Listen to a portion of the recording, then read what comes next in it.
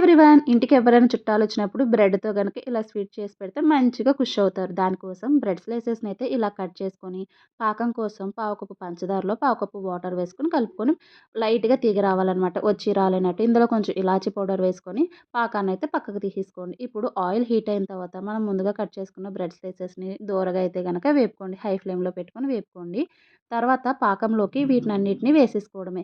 కొంచెం పాకం అనేది స్లైసెస్‌ని అబ్జార్బ్ చేసిన తర్వాత పక్కన పెట్టుకోండి. ఇప్పుడు అదే పాకంలో పావు కప్పు మిల్క్ పౌడర్‌లో పావు కప్పు పాలు కలుపుకొని ఉండలు లేకుండా చేసుకొని ఆ పాకంలోకి వేసేసుకొని బాగా దగ్గర పడేంత వరకు కోవా కన్సిస్టెన్సీ వచ్చేంత వరకు కలుపుకోవాలనమాట.